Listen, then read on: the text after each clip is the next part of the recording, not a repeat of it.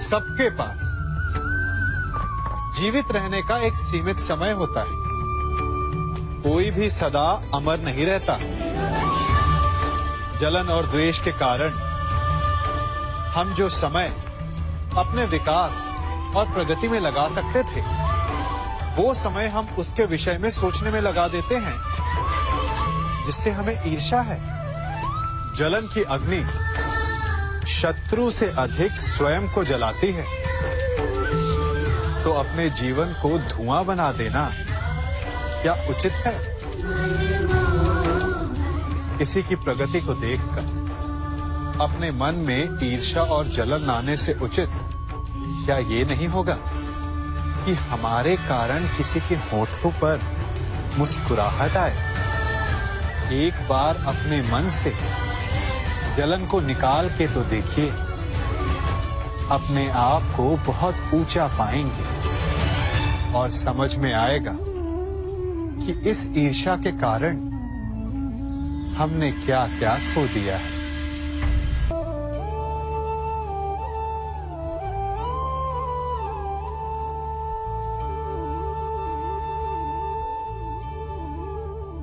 विश्वास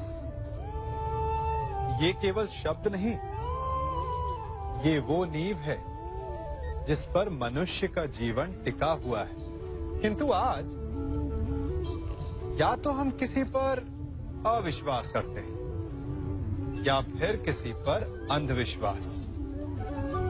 दोनों ही परिस्थितियां घातक होती हैं, क्योंकि जहां अविश्वास हमारे मन में भय और असुरक्षा को जन्म देता है, वहीं अंधविश्वास आक्रोश को। तो प्रश्न ये उठता है कि विश्वास की परिभाषा क्या है? विश्वास की परिभाषा जाननी है तो अपने मन से पूछिए। पहले स्वयं पर विश्वास कीजिए कि आप इस संसार के सबसे महत्वपूर्ण व्यक्ति हैं, और ये विश्वास आपको अपनी शक्ति का ज्ञान करवाएगा और शक्ति अपने उत्तरदायित्व का, और फिर अपने आप लक्ष्य मिल जाएगा, मार्ग मिल जाएगा। गर्व, अभिमान और अहंकार, ये तीनों सुनने में एक जैसे लगते हैं, परंतु तीनों का अर्थ भिन्न होता है और परिणाम भी। तीनों का आरंभ प्रेम से होता है। स्वयं से प्रेम, परिश्रम हमारे मन में गर्व को जन्म देता है और सफलता अभिमान जगाती है। यहां तक ठीक है, परंतु जब ये भावना अहंकार बन जाती है, तब वो समस्या बन जाती है, क्योंकि सबसे बुरा अंत अहंकारी का ही होता है। परंतु मनुष्य के लिए पहेली यही है कि पहचाना कैसे जाए कि अहंकार जग गया है और उसका दमन आवश्यक है। इसका उत्तर मैं नहीं, आपका मन देगा। जब तक आप स्वयं से प्रसन्न हैं, जब तक आप सबसे ऊंचा उठने का प्रयास कर रहे हैं, तब तक ठीक है। परंतु जब आपके मन में दूसरों को नीचा समझने का भाव आ जाए, तो सावधान हो जाइए, क्योंकि यही अहंकार है जो वास्तव में आपको हीन कर रहा है।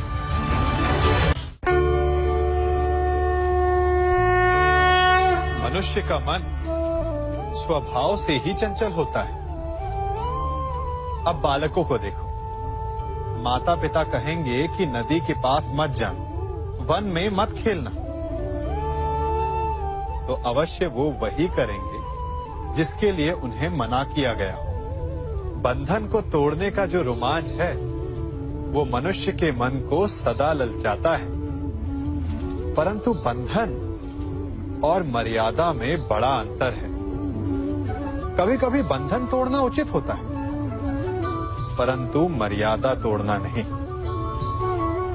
चाहे वो प्रेम की हो, शत्रुता की हो या फिर अतिथि की हो। फिर ये प्रश्न उठता है कि मर्यादा है क्या? हमें कैसे भान हो कि किस सीमा को हमें पार नहीं करना चाहिए?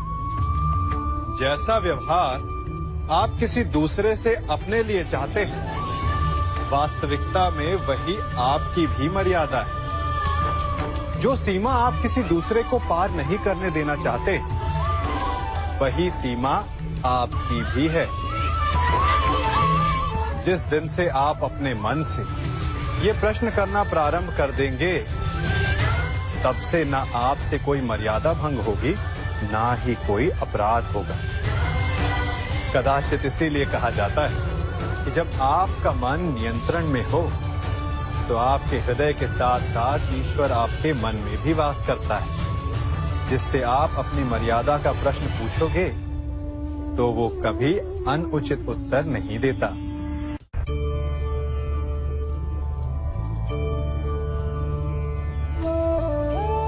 मनुष्य एक जीव होते हुए भी शेष जीवों से भिन्न है। क्यों?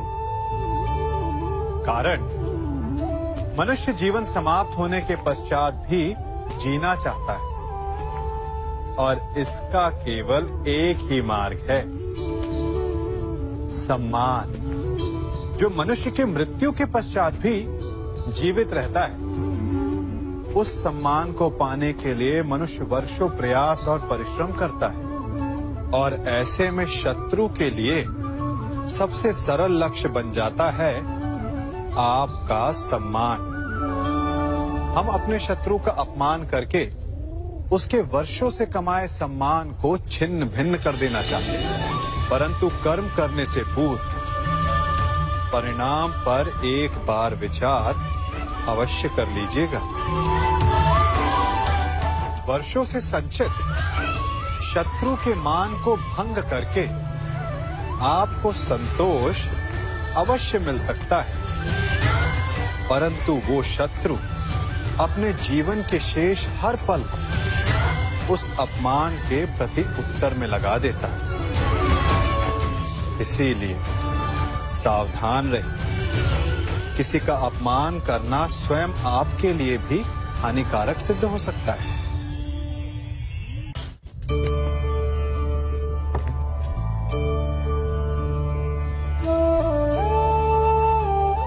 क्या कर रहा हूं मैं? इस अग्नि को शांत करने का प्रयत्न कर रहा हूं मैं। परंतु एक अग्नि दूसरी अग्नि को कभी शांत नहीं कर सकती। वो उसे और अधिक प्रज्वलित ही करती है। अपमान से जन्म लेने वाली अग्नि का प्रतिकार प्रतिशोध नहीं हो सकता, क्योंकि प्रतिशोध की अग्नि अपमान की अग्नि से अधिक प्रचंड होती है। तो उसका त्राण क्या है? उत्तर चाहिए? मैं दिखाता हूं।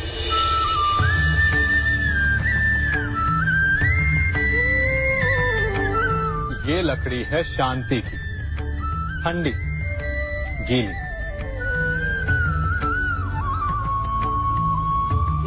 अपमान की अग्नि से त्राण पाने का मार्ग प्रतिशोध नहीं, शांति है, स्वयं का विकास। अपने आप को इतना बड़ा बना लो कि आपका शत्रु आपका अपमान करने का प्रयास ही ना कर पाए। अन्यथा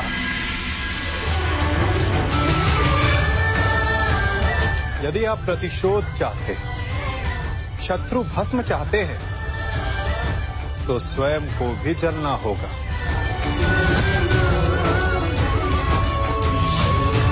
क्योंकि प्रतिशोध की अग्नि स्वयं को भी जलाती है। और ऐसा आप कदापि नहीं चाहेंगे, है ना?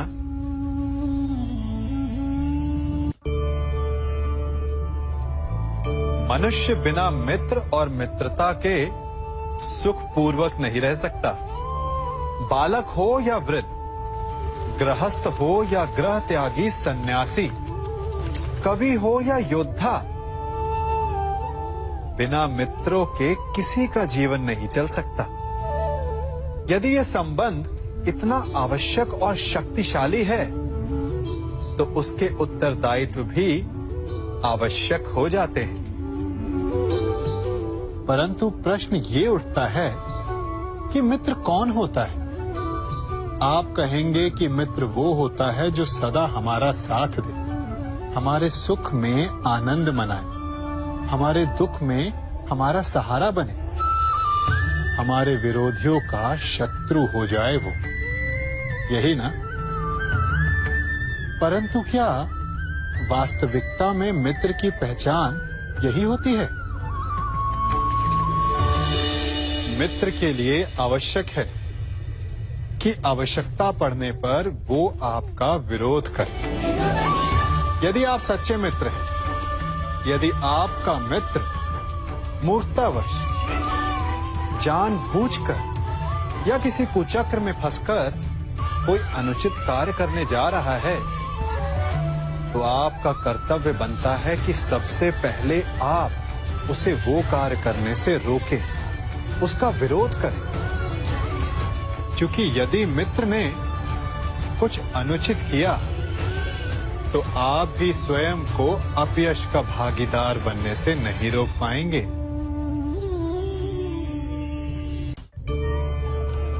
कभी किसी के यहाँ अतिथि बनकर गए हो? क्या अपेक्षाएं होती हैं आपकी? कि आपका स्वागत हो, सम्मान हो, यही ना? अवश्य कि आपका सत्कार करने वाला मन से ऐसा कर रहा है या उसके मन में कोई खोट है। कहीं वो धूर्त तो नहीं? क्योंकि धूर्त का सत्कार भी विनाशकारी ही होता है। फिर से एक प्रश्न उठता है कि धूर्त को पहचाने कैसे? कभी सर्प को देखा है? उसके निकट जाओ तो फुफकारता है, दूर रहने की चेतावनी देता है। और यदि वही सर्प आपके निकट आकर नृत्य करने लगे तो विचित्र नहीं लगेगा आपको? लगेगा ना? उसी प्रकार किसी के स्वभाव में यही विचित्रता आना धूर्तता का लक्षण है।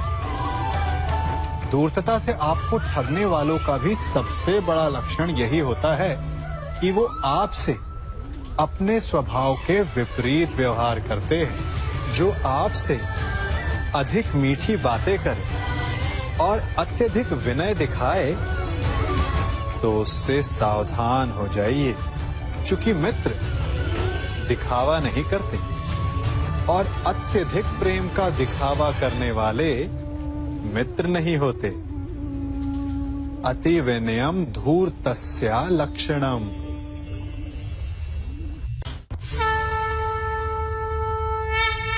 जन्म से लेकर जीवन पूर्ण होने तक हम आगे बढ़ने का स्वप्न देखते हैं, नए नए लक्ष्य पाने का प्रयास करते हैं, परंतु जीवन में सदैव आगे बढ़ना भी ठीक नहीं होता। अब आप कहेंगे कि ये ग्वाला हमें कौन सी उल्टी पट्टी पढ़ा रहा है, परंतु सीधे जाने का मार्ग कभी कभी उल्टी सीख से ही आता है।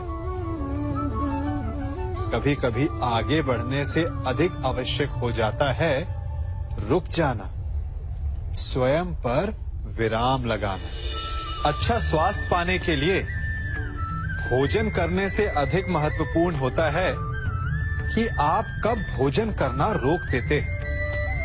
अच्छा संबंध बने उसके लिए आवश्यक होता है कि आप कब अधिक हस्तक्षेप करना रोक देते हैं। और नाश से बचने के लिए आवश्यक है कि कब आप अपने पग को रोक लेते हैं। तो आगे बढ़ने के विज्ञान में कब रुकना है, ये ज्ञान बहुत ही आवश्यक है, क्योंकि कभी कभी विनाश की गर्द हमसे केवल एक पग आगे होती है और उससे हमें बचा सकते हैं हमारे रुके हुए पग। चाह मनुष्य के जन्म लेते ही उसके मन में जन्म ले लेती है। चाह जीवित रहने की, फिर प्रेम की, फिर आनंद की, फिर सफलता की। परंतु सबकी चाह पूर्ण नहीं होती। हर एक के पास अपनी चाह ना पूरी कर पाने के सैकड़ों कारण होते हैं। अपना लक्ष्य ना पूर्ण कर पाने के सहस्त्र बहाने होते हैं और हम ये जान ही नहीं पाते कि कब हमारी असफलता के कारण हमारे ना प्रयास करने के बहाने बन गए। हम जो चाहते हैं उसे ना पा सकने का कारण ये कभी नहीं होता कि अवरोध बड़ा था। कारण ये होता है कि हमारा प्रयास छोटा था। कभी कुएं से पानी निकाला है तो अवश्य देखा होगा कि कोमल रेशों से बनी हुई रस्सी भी कठोर पाषाण पर अपने निशान छोड़ जाती है और हर बढ़ता निशान उस पाषाण को और दुर्बल बना देता है। उसी प्रकार हमारा हर प्रयास हमें हमारे लक्ष्य के और पास ला सकता है। तो असफलता का कारण बाधा नहीं, प्रयासों की कमी। प्रयास कीजिए, फिर देखिए आप जो लक्ष्य चाहेंगे वो मिल जाएगा। मनुष्य का मन बहुत ही चंचल होता है, इसीलिए कभी कभी कुछ नया कार्य प्रारंभ करने से पूर्व हमारा मन संशय से घिर जाता है और ऐसे समय में हम प्रयास करने से पीछे हट जाते हैं। और इन सब का कारण है स्वयं पर अविश्वास, दृढ़ निश्चय की कमी। हम जिन्हें ऊंची दृष्टि से देखते हैं, जिन्हें अपना आदर्श मानते हैं, उनके जीवन में गहराई से देखिएगा, केवल एक ही अंतर पाएंगे, निश्चय का अंतर। ये निश्चय ही है जो हमारी प्रतिभा को धार देता है, हमारे प्रयासों को शक्ति देता है। ये निश्चय का अंतर ही तो है कि एक मनुष्य सागर की गहराई में जाकर मोती ले आता है और दूसरा हार मानकर किनारे पर बैठ जाता है। तो हार तब नहीं होती जब आपका प्रतिद्वंदी आपसे जीत जाए। हार तब होती है जब आप ना लड़ने का निश्चय कर लेते हैं। इसीलिए यदि मार्ग बंद हो जाए तो उसे खोलने का प्रयास करो, और यदि मार्ग ना खुला तो भी अपने प्रयासों से नया मार्ग बना लोगे।